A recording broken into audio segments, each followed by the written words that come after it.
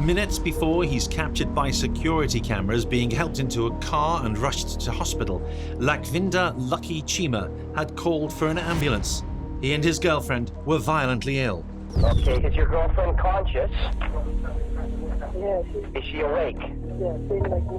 Those moments must have been truly dreadful because there was nothing he could do and he was in agony during that period. He knew what had happened, or rather he suspected his ex-girlfriend of poisoning him. Suspect number 1, Lakhvir Singh, sister-in-law and secret lover of Lucky Cheema.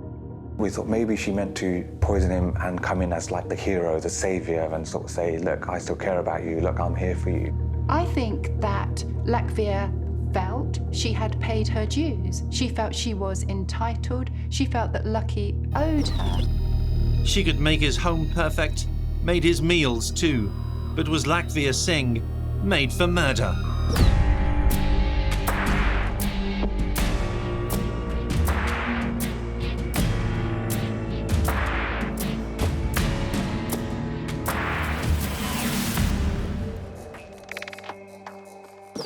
What made Lakhvir Singh the killer she became? Using expert digital imagery to show the different faces of an emerging killer, this series reveals the timelines and the red flags of those who will one day be investigated for murder. When we see Lachvir actually going to India with the express intention of buying poison, she has become the evil character in her own fairy tale. Life for Lucky Cheema was complicated. In 2008, as part of a marriage arranged by his family, he'd become engaged to Gurjeet Chung, 21 years his junior. The family didn't know that Lucky and Lakhvir Singh were an item, and they had been for a long time. She used to go around and look after this man, cleaning his house, effectively acting like a common law partner for him. And then after 16 years, he then announces that he's got a new fiancée. I know that it was quite a lengthy affair from what I'm aware of. And as I grew older and became a bit more aware of family dynamics, I knew that there were some rumours around what was going on, but nothing was ever really confirmed or nothing was ever out in the open. The love affair of Lakhvir and Lucky was supposed to end happily. It was meant to be her fairy tale. Lakhvir's husband was much older, suffering from cancer, and if he died, she and Lucky would marry. That's not how things were shaping, though, in 2008. In these cases where jealousy and anger come together so aggressively and become lethal revenge, it must be going through the perpetrator's mind, if I can't have him, nobody can. Once Lakhvir realised this marriage was going to happen, she was devastated. When she found her erstwhile lover in bed with his fiancée, she went absolutely mad. She threatened to burn down the house. She called him a bastard, said that he'd broken her heart. Lakhvir Singh, a woman who might never have considered herself made for murder, but who saw a fantasy romance shattered. It's the destruction of that romantic fantasy which led to her being prepared, being ready to actually commit murder. What had been happening in a West London suburb involved cherished customs, ancient poisons, and a very modern love story. Lucky Cheema came to Britain for an arranged marriage in the 90s, but it was short-lived. The couple separated. By 1999, now single, he began lodging with his sister and her extended family in West London. He came to England quite young, and he came here mostly because of my mum, his sister, and they almost had like a mother-son kind of relationship. She really looked after him when he was young, and he really looked up to her. And she, again, always turned to him. So as much as he needed her support, she needed his support just as much, being here almost on their own, I suppose, away from their family back in India.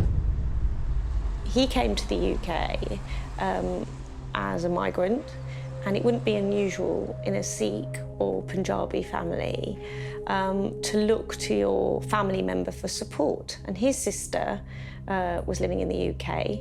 His sister was married to the brother of Lakhvir Singh's husband.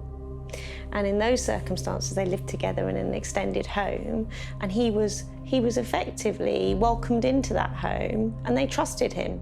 And in those circumstances, that's where the affair started. This started, I think, sometime shortly after he started staying with them. Claire McIntosh is a former police officer and is now an author of crime novels. She's been following the twists and turns of a real-life crime drama. So initially, Lucky and Lakhvir continued their affair under the very nose of Lakhvir's husband, who in fact was undergoing treatment for cancer at the time. Eventually, Lucky moved into his own home and the affair continued. Lakhvir visited him every day to cook, clean, ostensibly being a wife to him, even though she was already a wife to her own husband. Forensic psychologist Donna Youngs has been piecing together the life and motivations of a woman who tended slavishly to the needs of husband and lover. Lakhvir is most comfortable in this submissive, servile role, this passive role in which she completely suppresses any of her own needs and desires. That's where Lakhvir is most comfortable. The mistake we would make is to think that that means she has none of her own needs and desires. Her needs and desires in the 90s very much included Lucky Cheema. He worked as a cleaner and he boosted his income by taking in lodgers. One of them in particular would come to appreciate his generous personality. 2006, when I looked for a place to stay, and he treated everybody with love and kindness. He was a lovely young man. You can ask him anything, he can help you with anything. That's how I knew him. Helen could hardly fail to notice that Lucky had a regular visitor. Lakhvir had keys to the house. She came and went as she pleased. She used to make his dinner sometimes, and they could eat together because he was always on call. His job was going out quite a lot. But she could make the afternoon meal, that when he comes back, he can have something to eat. We came to the point of saying hello, how are you, and all that. Lakhvir was living out this romantic fantasy, was looking after her future husband, was looking after his every need and tending to him in full belief that they would get married. The couple went to extreme lengths to keep their affair secret. Lakhvir had 3 children with her husband, and in fact it came to light later on that she fell pregnant a further 2 times with her lover's children, Cheema's children, and terminated the pregnancies on both occasions to avoid the affair being detected. It's not what Lakhvir wanted. She wanted to divorce her husband so she could make her relationship with Lucky official, but he wouldn't hear of it, perhaps worried how their traditional Sikh families would react. Divorce in an extended family or in a Sikh family is a very big thing. It does happen. It's obviously becoming more and more prevalent now as the years go on, with 1 in 2 marriages ending generally, but it's something that's not taken lightly in a Sikh family. Not only that, the two were related by marriage. Their families were simply too entwined. Her family would have been ruined. He would have lost all contact with his own family because they would have seen his actions as betrayal, because it would have absolutely torn that family apart. The longer Lakhvir suffered, the more intense her internal world and her internal desires and her commitment to get those desires became. But the fact that she was culturally bound to stay within a marriage only served to strengthen the internal world that existed within her. In autumn 2008, the hopes that Lakhvir had been secretly nursing were dashed once and for all. Lucky was going to marry someone else.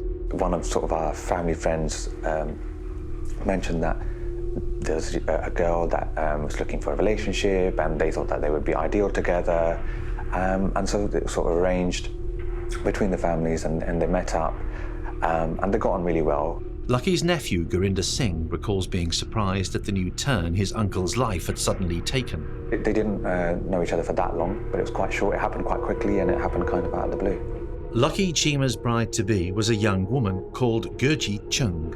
Gurjeet was only 19, a significant age gap between her and Lucky, but that didn't seem to make a big difference. The couple seemed incredibly happy and began planning their wedding, which was to take place on Valentine's Day. They seemed very, very happy. My uncle was very happy. I mean, almost like a young kid again. Not everybody shared Lucky's joy. This was a huge shock to Lachvir, who at 45 was feeling incredibly jealous of her lover's new wife-to-be. She started to bombard him with text messages, begging him to call off the relationship, imploring him to carry on with this affair that they'd had for 16 years, but he was not to be swayed. And he said, look, I'm moved on, this is the end of it, you know, I'm getting married, you need to leave me alone. But she didn't take no for an answer. Lucky had seemingly forgotten Lachvir in the blink of an eye. Stunned, she made no attempt to hide how she was feeling. She threatened him and indeed threatened his wife-to-be. She said she would kill them, but how far was she prepared to go to carry out her threat? This is a woman who had decided that she was going to either have this man or nobody was going to have this man.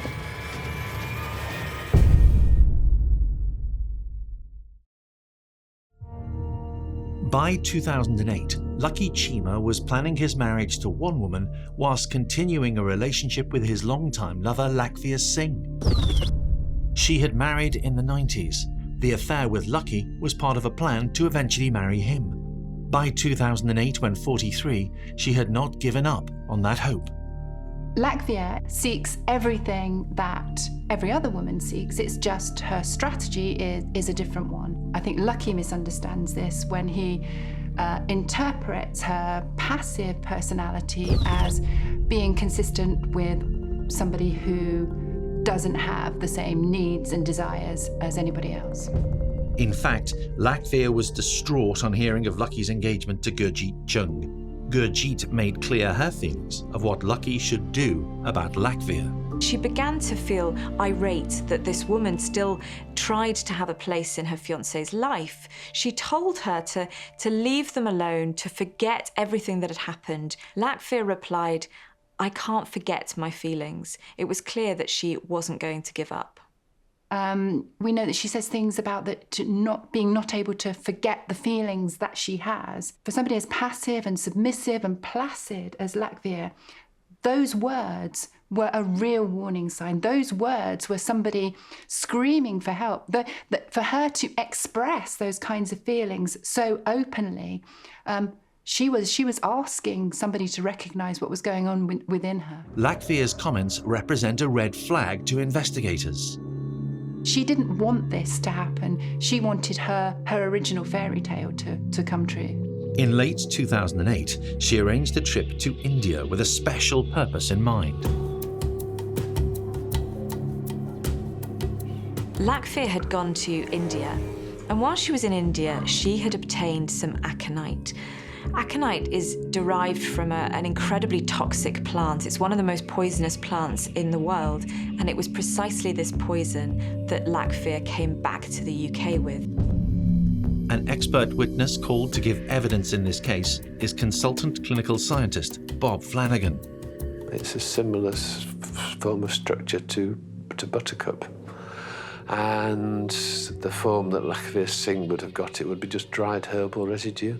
It is actually used as a herbal medicine in Indian subcontinent and in the Far East. It's not the same aconite that we have in our gardens here, I should hasten to add, but it's taken from the root of the aconite plant in India, and it's very, very toxic. As little as 1 gram of the root is enough to kill. It is known as the Queen of Poisons. The Queen of Poisons refers to as a general thing to the aconite themselves because they are very toxic. They're all very toxic. Lachvir Singh had travelled to India in the period between December and January. Of course, the investigation into this case was pretty difficult because identifying poison is notoriously difficult, but historically, the poison aconite has been used in India for centuries for example, vermin control. Just before Christmas 2008, Lucky came home from work, reheated a meal from the fridge and sat down to eat.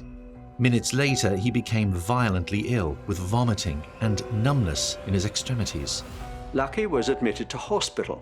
No one, including the medics, knew precisely why, but he was obviously reasonably ill and quite suddenly ill.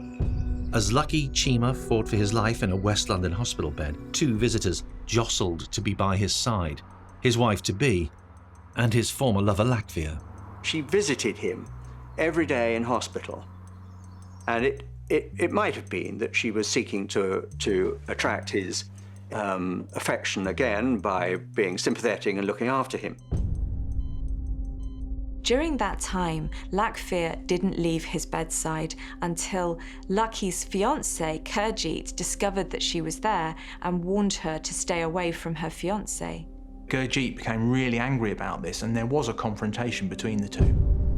We can assume that Gurjeet was very clear about the relationship that her fiancé had with Lachvinder, but also very clear that Lucky no longer wanted Lachvinder in his life. The two of them were building a life together, and Lachvinder didn't have a place in that. Both of them knew about the relationship and neither of them were walking away.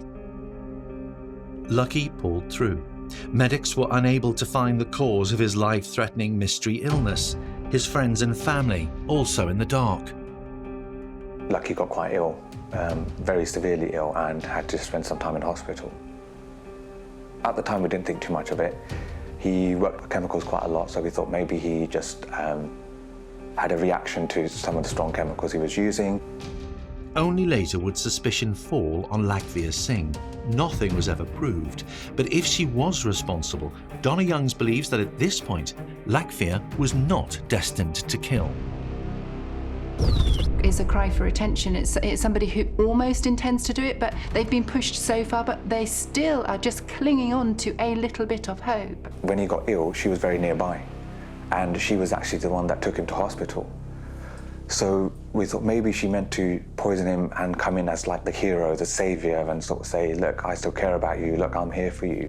The murder of Lucky Cheema was still not inevitable. Even as Lachvinder travelled to India to make her deadly purchase, she may have been hoping that she didn't have to use it. Buying poison is a red flag, of course. But in this case, I don't think it meant that Lachvinder was inevitably going to commit a murder. I think it was almost a cry for help. I think in this case, she would have wanted it to have been spotted. She didn't want this to happen. She wanted her original fairy tale to come true. Any hope of a reconciliation with Lucky was futile. In fact, he became even more wary, fearful of his unpredictable ex-girlfriend. Lachvinder had a key to Lucky's house. My understanding is she would go around and sometimes cook for him or help him, and this is when they were in the relationship. He told us, if anybody come for me, meaning Lucky himself, don't let them in. Only if they're your friends, your relatives, you can let them in. I say, why? He says, somebody's warned me, something is going to happen to me. That's what Lucky said. Something is going to happen to me. If somebody comes looking for me, tell them to phone me first. Lucky told Lachvinder that their relationship was over. She would play no role in his future life. But she continued to see him, insisted on keeping the keys to his house, and he didn't change the locks as he promised his family that he would. I remember, this was maybe a week before he passed away, he mentioned, oh, maybe I should change the locks and I need to get this sorted out. And yeah, it's on my to-do list. And I think my mum said, look, you should really go get that sorted out. Lachvinder might have been forgiven for thinking Lucky was sending her mixed messages. Mrs. Singh continued to visit the man she was in love with, who she was having this long-standing affair with. It was unclear whether they had any physical relationship during this period, but she continued to look after him, in a sense, as a wife might. She used to bring food to his household where he was living, and indeed would see Lucky and his bride-to-be, Gurjeet, from time to time.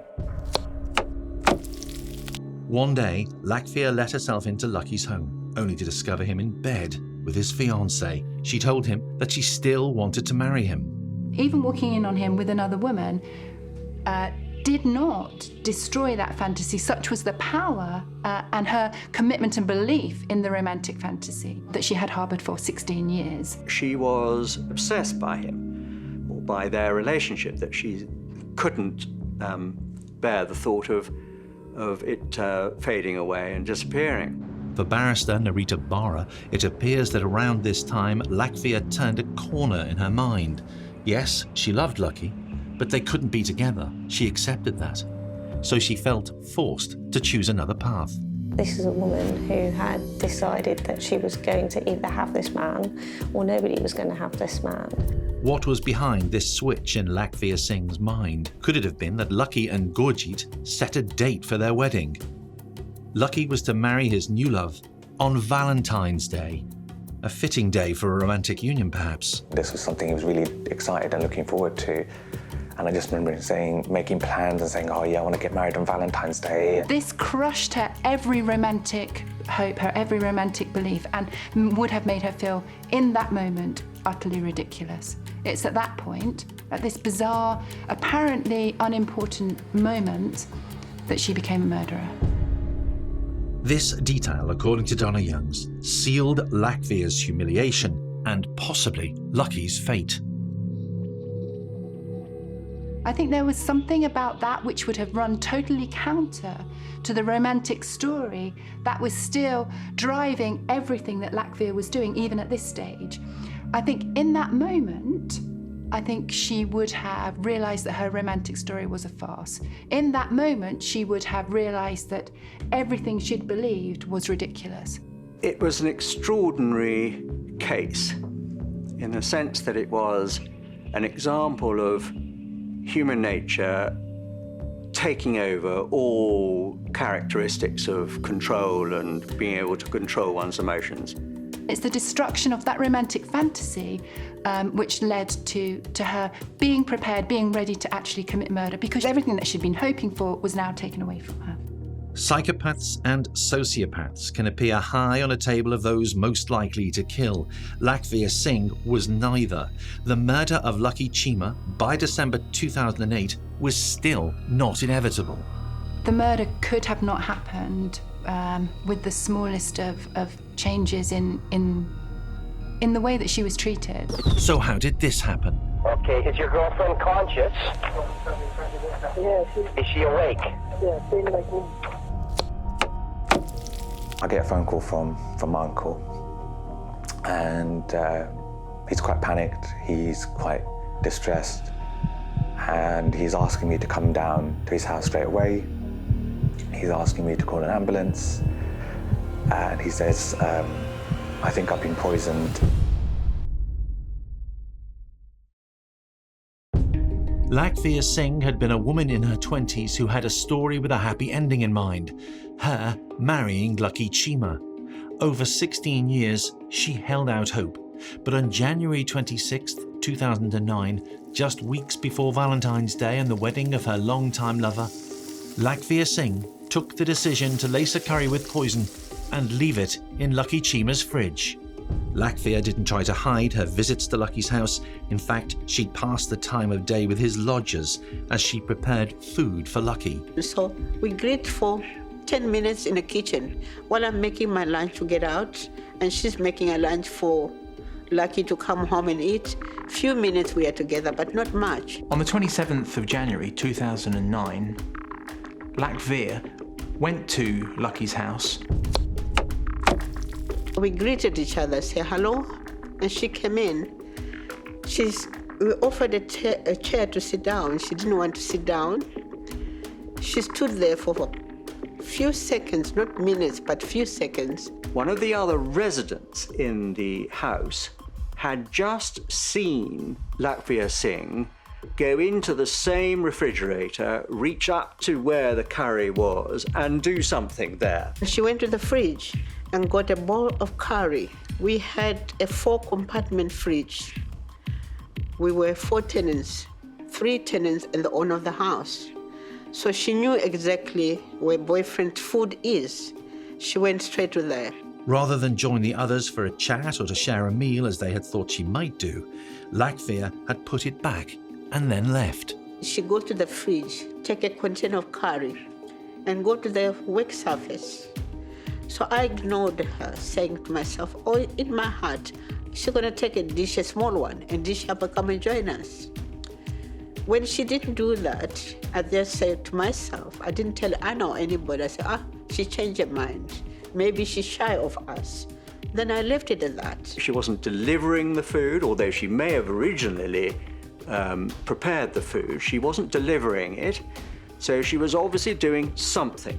What she was doing could end in the death of Lucky Cheema and Gurjeet Chung.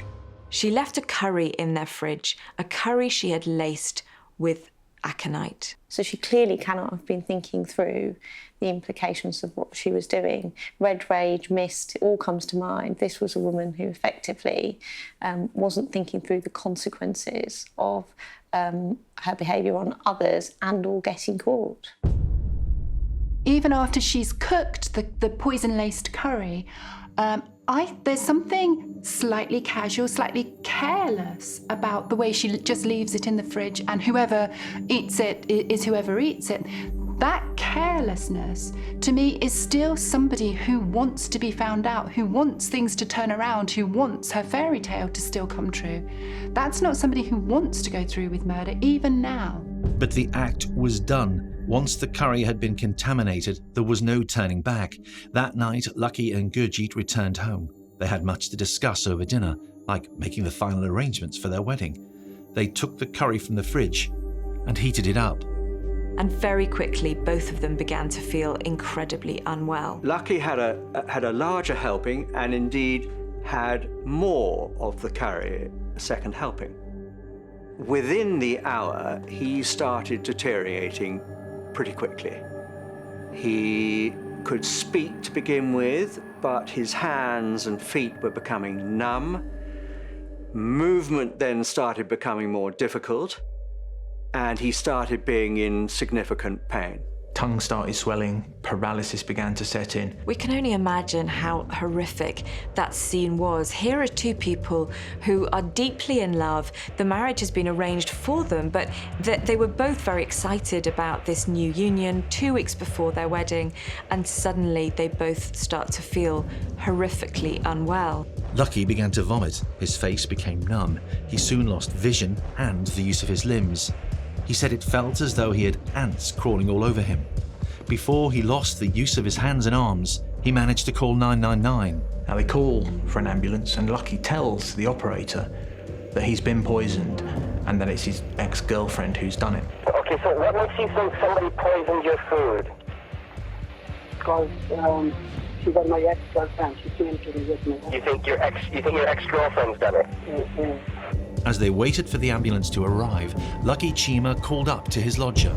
Lucky says to me, Helen, are you still sitting? I said, yeah, we're still sitting, but we are in our pajamas. Say, please come down. We are in a poor state. We've been poisoned. He just says straight away, we've been poisoned. Oh, we didn't have a minute even to put something on. We just went with our pajamas and all that, just went downstairs. When we got there, my dear girl, they were sick everywhere. The girl, she's sick there. Lucky is sick there. Then I told Anna to take care of the girl while I take care of Lucky. The first thing I know what I did is to ask him, did you phone anybody? And he said, yes, my family knows they're coming. I get a phone call from my uncle. He's quite panicked, he's quite distressed, and he's asking me to come down to his house straight away. He's asking me to call an ambulance, and he says, I think I've been poisoned and it's Lakhvir, my aunt, who's poisoned me. So completely out of the blue, complete shock. I said, okay.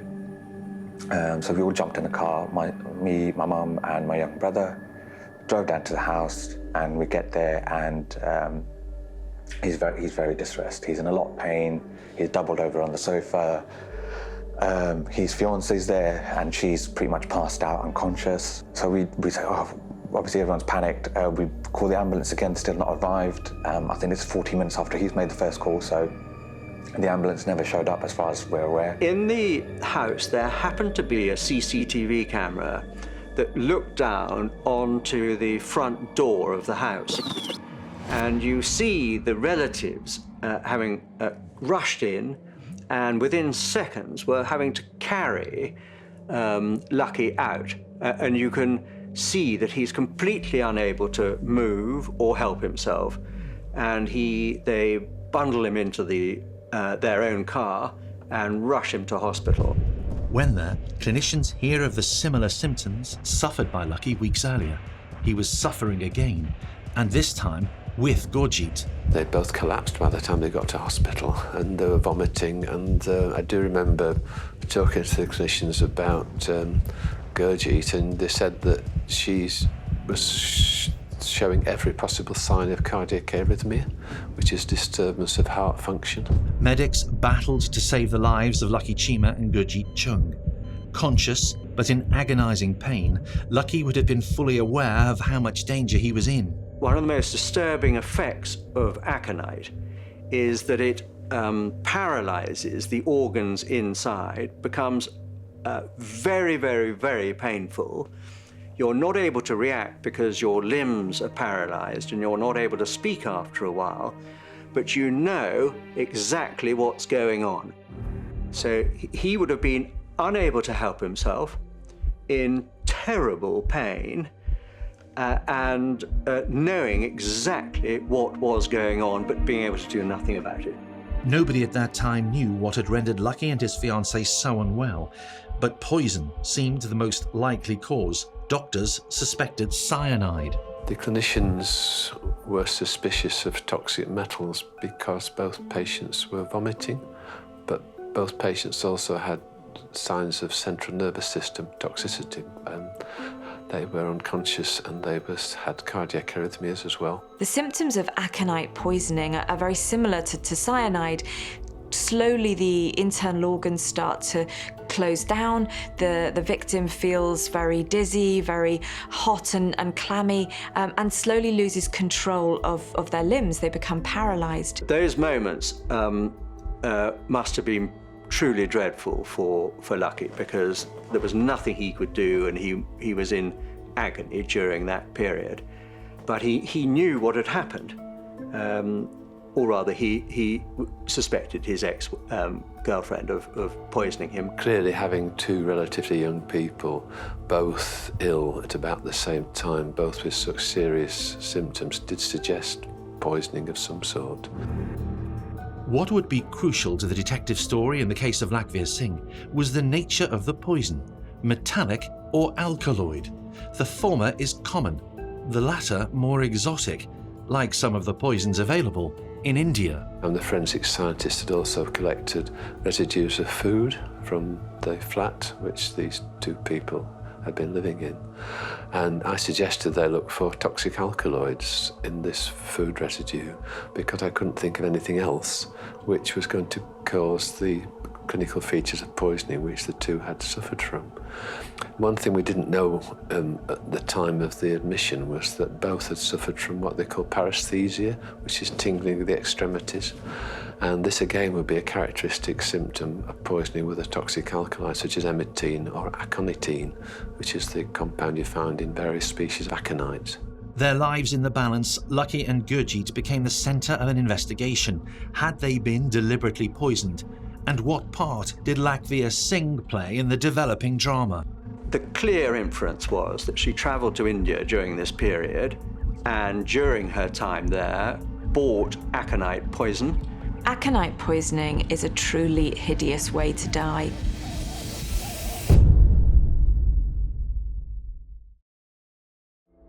As detectives tried to establish what had happened to Lucky Cheema and Gurjit Chung, Lucky Cheema lost his fight for life.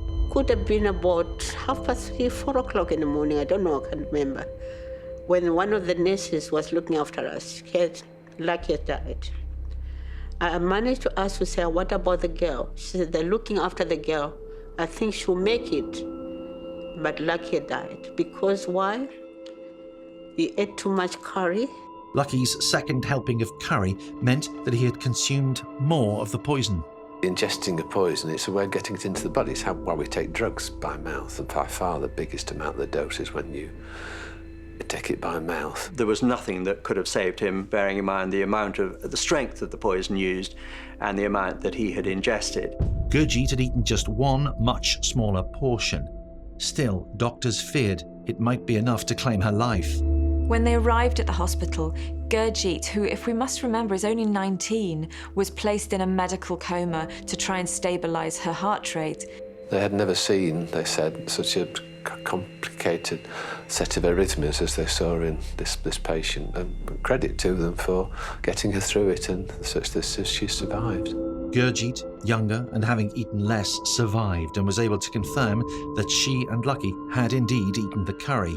She also told investigators that Lachvinder had the keys to Lucky's house and that she often prepared food for him. With the information the police would have had straight away, and with the allegation coming direct from Lucky to the operator that it was his ex-girlfriend who'd poisoned them, they would have gone straight to her.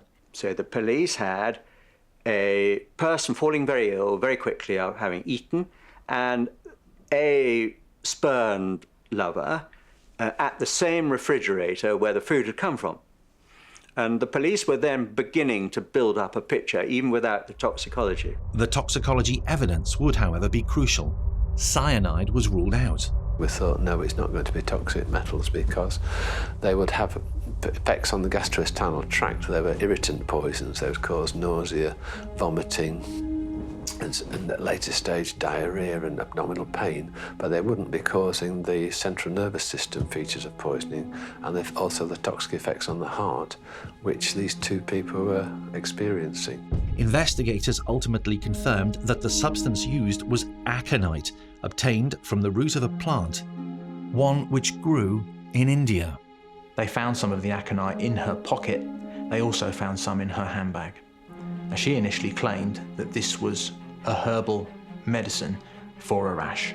But the police were having none of it. She was brought in for questioning. The clear inference was that she travelled to India during this period, and during her time there bought aconite poison, which you can buy on any market stall, we were led to believe, particularly in country towns in India. Ed Brown, tasked with making the case against Lakhvir Singh in court, needed more than inferences to prove her guilt, because Lakhvir Singh pleaded not guilty. Lakhvir's case was to reveal quite the detective story.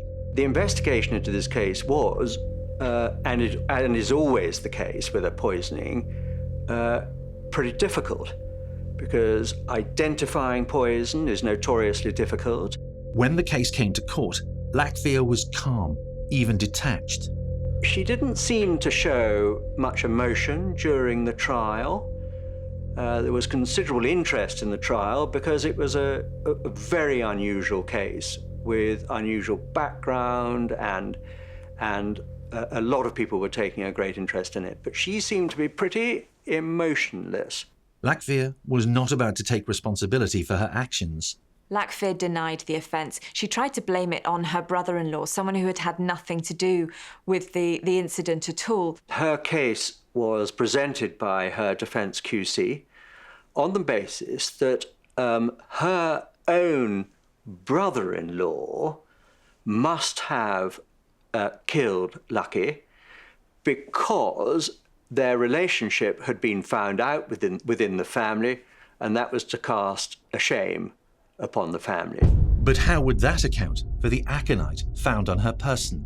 She could not excuse, really, or could find no reason to have the aconite, which was the same very unusual poison, in her pocket and in her handbag that was used to poisoned Lucky and poisoned Gurjeet, in fact, and the fact that she'd been to India shortly before, where aconite is freely available. Lakhvir tried to claim that the aconite was for a medical need, a neck rash that she'd suffered. The police were confronted by a very difficult task, in fact, but what they were able to show, and what the investigation and very good detective work showed, was a number of bits of circumstantial evidence that, when you brought it together, actually created a pretty compelling case against her. Lucky and his wife-to-be had just eaten curry that had been prepared and was in the fridge. One of the other residents in the house had just seen Lakhvir Singh go into the same refrigerator, reach up to where the curry was, and do something there. She'd already known that there was some suspicion around Lucky's hospitalization a few weeks previously, and so she became a crucial witness for the prosecution. The jury was told about Singh's visit to India, the motive, unrequited love, the 16-year affair. It was quite a story. These sorts of cases where revenge is carried out in such a devastating way are extremely rare, thankfully. But there was, in the jury's mind, no doubt whatsoever that she had tried to kill, succeeded in killing, decided to kill. And as I say, it was only luck that prevented her being charged with 2 murders rather than 1, because Gurjeet could so easily have been killed. But these cases are very unusual in Britain, and I suspect over the world as well. Lakhvir was duly convicted of the murder of Lachvinder Lucky Cheema. The judge in her trial took a relatively hard line with her sentence. She had a severe sentence passed on her. Life imprisonment is the only sentence for murder, but a judge must also always pass what's called a minimum term before the defendant can be considered for parole. And the judge viewed this case and decided that 23 years was the minimum term before Lakhvir Singh could be considered for parole. She was acquitted on the charge of trying to kill Gurjeet Chung. Gurjeet Chung returned to India. Her arranged marriage had nearly cost her her life. Lakhvir Singh was a woman committed to 2 men. One she had married, the other she intended to one day marry. She could not accept her victim's decision to turn his back on her. Rejection made Lakhvir Singh a woman who could murder. She was sentenced to life and will not be eligible for parole until 2033.